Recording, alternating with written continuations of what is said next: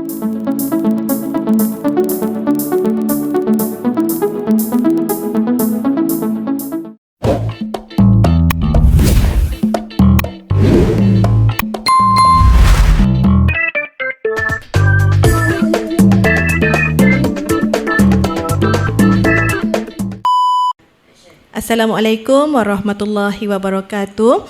Bertemu lagi dalam siri podcast Maram Megang. Dan pada hari ini, Alhamdulillah, kita dapat bersama-sama dengan seorang guru yang hebat dalam subjek pendidikan Islam. Bersama saya pada hari ini, Ustazah Syahidah binti Abdul Manan dari Sekolah Kebangsaan Simpan Rawai. Apa khabar Ustazah hari ini? Dah makan? Alhamdulillah, sihat. Okay. Baru sudah makan. Alhamdulillah Ustazah. Okey, baiklah. Sebelum kita pergi lebih jauh, boleh Ustazah perkenalkan tentang diri Ustazah, bagaimana Ustazah terlibat dalam dunia pendidikan? Okey, bismillahirrahmanirrahim. Alhamdulillahirrabbilalamin. Terima kasih ucapkan kepada Pegawai PPD bahagian pendidikan Islam daerah Marang. Jadi Alhamdulillah, untuk latar belakang ni, sebenarnya saya ni telah belajar di yang masa sekolah rendah tu SK Glugo, kemudian menyambung pelajaran ke Semazar, Sekolah Menengah Agama Atas Sultan Zainal Abidin, dan terus ke Universiti Al-Azhar, Kahirah, Mesir. Kemudian balik masuk IPG Sultan Mizan, dan seterusnya terus posting dan praktikal di SK Simpan Rawai sampai sekarang. Maksudnya pengkhususan untuk subjek pendidikan Islam lah. Ya. Masa di Mesir saya khusus kepada usuluddin dan tafsir Al-Quran. Tafsir dan ulum. Bila masuk IPG, saya terlibat kos untuk JCOF Pendidikan Islam. Pendidikan Islam. Saya difahamkan Ustazah telah menghasilkan banyak inovasi bagi subjek pendidikan Islam, Ustazah. Ya, Alhamdulillah. Dan difahamkan juga Ustazah merupakan salah seorang daripada guru media yang terlibat di sekolah Ustazah dan sering menjalankan pelbagai aktiviti yang melibatkan kepada TV PSS dan telah melahirkan bakat-bakat baru dalam bidang penyiaran lah. Boleh Ustazah ceritakan sedikit berkaitan dengan inovasi yang telah Ustazah hasilkan dan juga berkaitan dengan TV PSS yang Ustazah kendalikan? Okey, berkenaan mula-mula tu terlibat sebenarnya jadi cikgu ICT. Mula-mula masuk kena jadi cikgu ICT, kemudian jadi penyelaras Rawai TV dari tahun 2019 sehingga sekarang. Sehingga sekarang. Jadi semasa berada di SK Simpan Rawai, dalam fikiran ni memang yang satunya, kalau boleh nama SK Simpan Rawai tu JPN kenal. Itulah sebenarnya titik tolak daripada itulah saya buat pelbagai inovasi lah yang diketengahkan, dipertandingkan ataupun tidak, sehingga saya terlibat dengan Frog VLE. Frog VLE, Alhamdulillah masa tu dapat advokasi emas, salah seorang guru advokasi emas. Sehingga dijemput ke Bangi, dan masa tu buat pelbagai soalan latihan tentang semua pendidikan Islam. Masa itulah memang kita buat untuk tahun 6, tahun 5 dalam Frog VLE. Itulah yang pertamanya. Selepas tu masuk tahun-tahun kebelakangan ini, saya buat untuk inovasi pendidikan Islam, sama ada dalam kelas sendiri ataupun dipertandingkan. Ada juga dipertandingkan. Semasa yang terbaru ni adalah pada tahun lepas, tentang Kit Ibnu Battuta. Kit Ibnu Battuta ni sangat-sangat murid sukalah duduk dalam kelas. Sebab yang pertama, sebab kita tengok murid-murid tahun 6 ada 10 hukum tajwid, hukum mat. Jadi ramai tertukar. Terutama mat jaiz munfasil dengan mat wajib muttasil. Waktu kita fikir macam mana nak minta anak murid ni memang ingat, sebab mat wajib dengan mat jaiz lebih kurang. Cuma waktu satu kalimah, yang ni dua kalimah. kan. Jadi sebab itulah kita buat satu kit Ibn Battutah ni, iaitu inovasi yang juga dipertandingkan. Yang pertama IPG Datuk Razali, dan juga yang kedua peringkat kebangsaan kita IKPK. Yang itulah kita saya dengan seorang lagi ustazah yang buat inovasi kit Ibn Battutah. Ustazah, tahun berapa Ustazah mulakan inovasi? Maksudnya dari segi bagaimana untuk melaksanakan inovasi tersebut dengan mengenal pasti masalah daripada PDPC Ustazah. Okey, mengajar tahunan ni beberapa tahun kebelakangan inilah. Dulu tu tahun 1, tahun 2. Jadi macam tak ada, biasa je. Tapi bila masuk tahun 6 tu kita nampak murid ni macam tertukar bab-bab tajwid ni lah. Jadi kita nak suruh dia faham, kita buatlah kit Ibn Battutah ni supaya murid mudah dan cepat ingat serta seronok untuk belajar tentang hukum tajwid, terutama mat wajib mutasil dengan mat jaiz munfasil. Sehingga alhamdulillah lah, murid yang kita tengok yang mula kita buat ujian tu tak lulu pun dah ingat mat jaiz munfasil ataupun mat wajib ke, dia tu kuasa sangat. Tapi lepas kita buat permainan ni, alhamdulillah lah, sangat-sangat memberi kesan lah kepada murid. Alhamdulillah. Okey, itu berkaitan dengan inovasi. Bagaimana pula dengan TVPSS? Sebab saya difahamkan kalau kita lihat pada banyak aktiviti-aktiviti yang melibatkan kepada unit pendidikan Islam seperti Mahrajan, Al-Quran, Khat dan Nasyid, saya lihat ramai murid Ustazah yang bertindak sebagai wartawan-wartawan penyiaran. Okay. Bagaimana Ustazah orang kata memupuk keyakinan, keberanian untuk mengendalikan alat-alat elektronik tersebut? Okey, alhamdulillah. Bersyukurnya kepada Allah SWT sebab sebelum-sebelum ni nampak kebanyakan murid SK Simparawan ni ramai yang B40. Jadi tapi dia nak mengetengahkan bakat tu susah. Jadi kita mula-mula saya buat interview untuk murid ini. Dulu tu tahun 2019 tu hanya 4 orang sahaja wartawan masa tu. Tapi sudah dijemput PPD untuk buat untuk kita temu ramah masa tu. Masih ada lagi sampai sekarang, saya simpan video tu. Betul.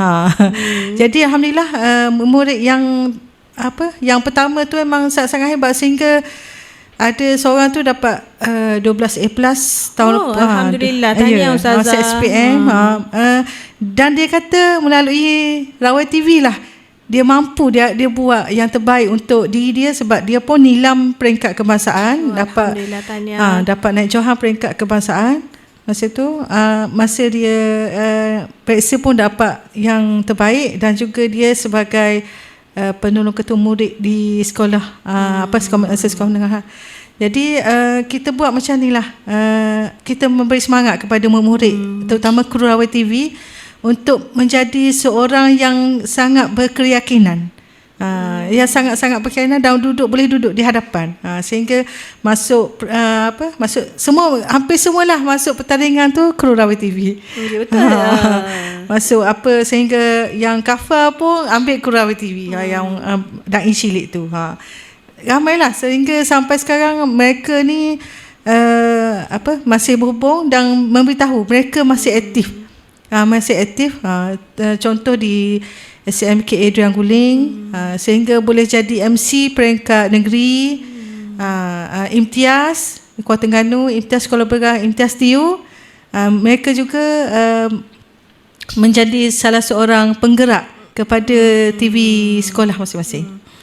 Maksudnya memang telah terbuktilah melalui Rawai TV, inovasi tersebut maksudnya telah berjaya membentuk kemenjadian murid, khususnya dalam bidang untuk memupuk keyakinan, dan juga boleh kita katakan sebagai fasih digital lah, sebab dalam mengendalikan alat-alat yang berkaitan dengan kamera dan sebagainya.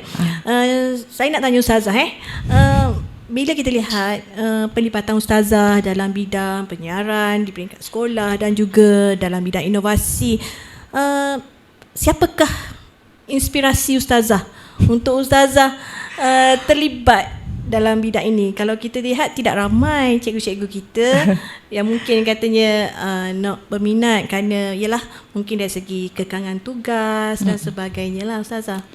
Saya rasa ibu saya lah. Sebab macam mana cakap ibu ni dia ni sangat aktif. Dia pernah menjadi Bendahari Puspanita Negeri Terengganu, dan masa kita kecil kita dah tengok dia macam mana dia terlibat dengan persatuan, macam mana dia aktif, sehingga sekarang ni pun masih aktif dengan geng-geng Qasidah dia. Jadi dia sangat memberi inspirasi lah kepada saya lah. Contohlah, saya ni memang suka sebenarnya drone. Suka barang elektrik. Dari sekolah rendah sebenarnya. Dari sekolah rendah memang suka barang-barang elektrik. Ada wayar-wayar, memang suka.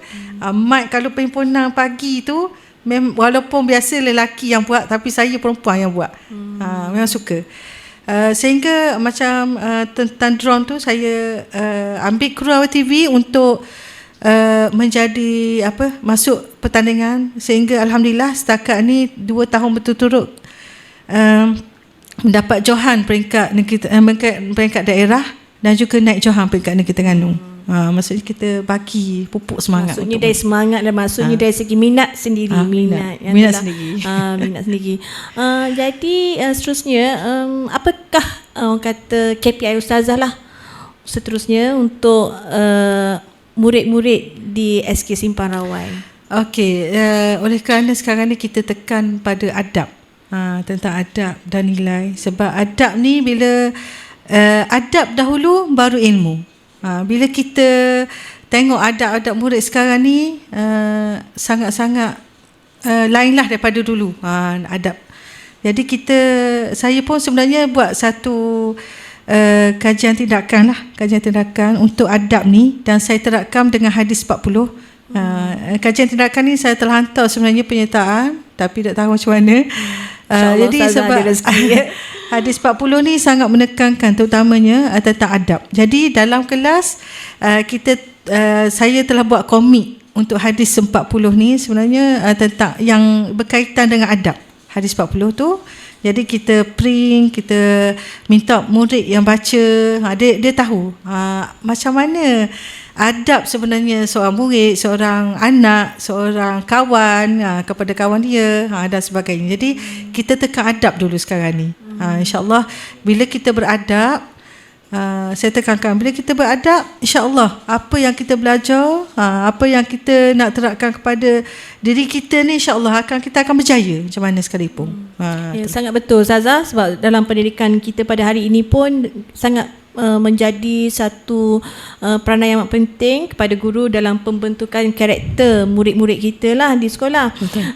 Cuma saya nak tanya Ustazah, apakah nasihat yang Ustazah ingin titipkan kepada guru-guru muda kita Ustazah? Sebab kalau kita lihat dunia pendidikan kita pada hari ini sangat rencam. Betul. Banyak cabaran. Sangat berbeza dengan zaman dahulu. Jadi mungkin Ustazah boleh bagi sedikit orang kata nasihat, titipkan sedikit pedoman kepada guru-guru muda kita ni supaya bersemangat untuk menjadi seorang murabbi dalam pembinaan generasi madani.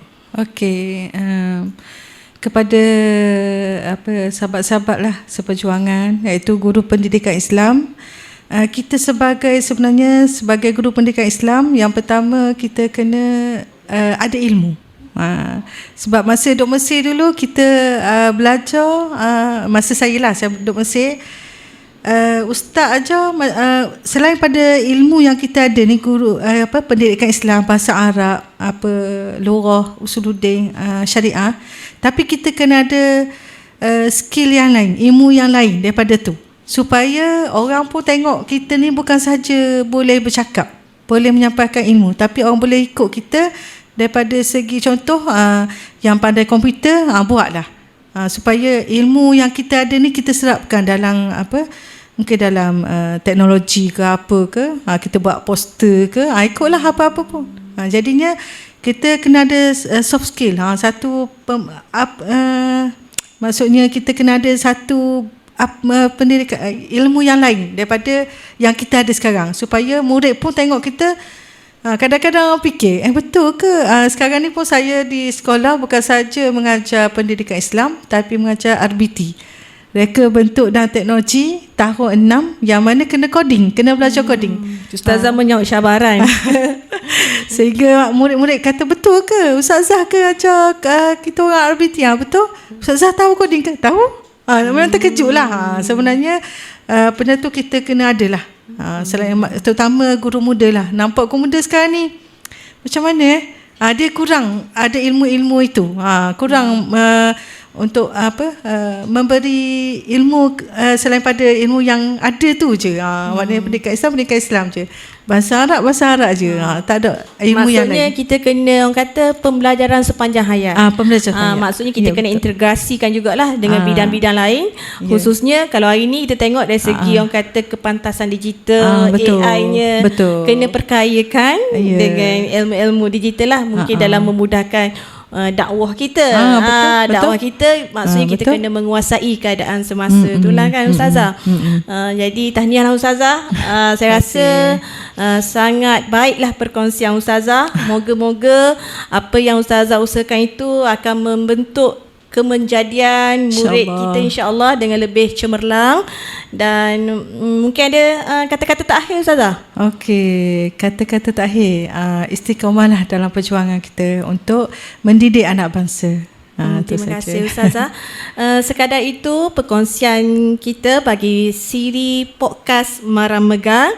Terima kasih Ustazah Syahidah binti Abdul Manaf dari Sekolah Kebangsaan Simpang Rawai. Kami doakan Ustazah supaya terus cemerlang dalam dunia pendidikan dan juga tercapai hasrat murni yang Ustazah inginkan, insya-Allah. Dengan itu, wabillahi taufiq wal hidayah.